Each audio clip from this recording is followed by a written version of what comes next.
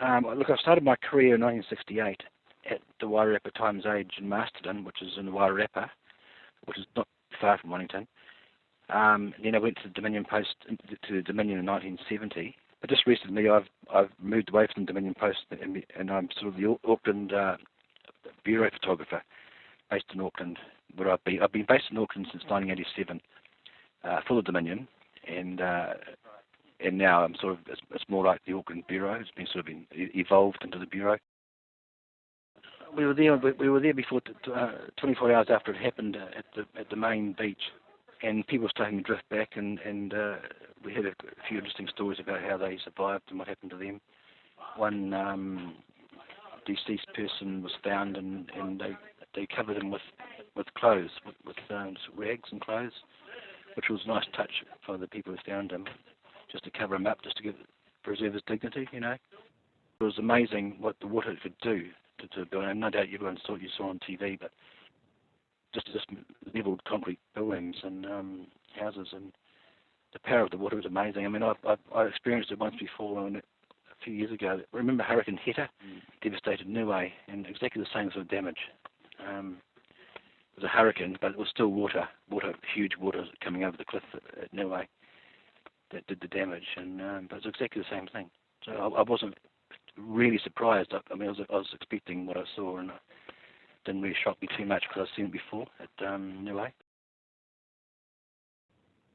I published a book in 2003. It was called Through the Lens, and it was a sort of a book of my pictures I took from 1970 to 1999 inclusive, so it's 30 years.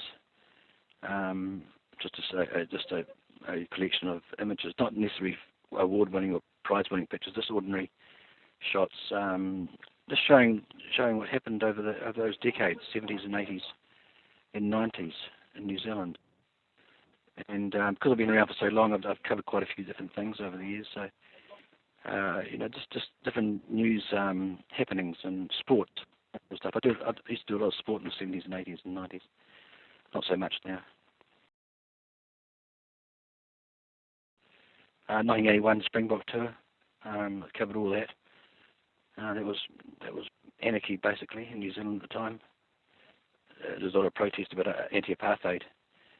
So there was every game there was a huge protest going on, and police and batons, and really used to get stuck in, really getting stuck into them. And nothing like that's ever happened again since then. I don't think there ever will. But yeah, they were the police were really hoeing into the protesters. An AGM, which we often have to do these AGMs for the business pages. I went along once, probably a year ago, to one, and there was a protester.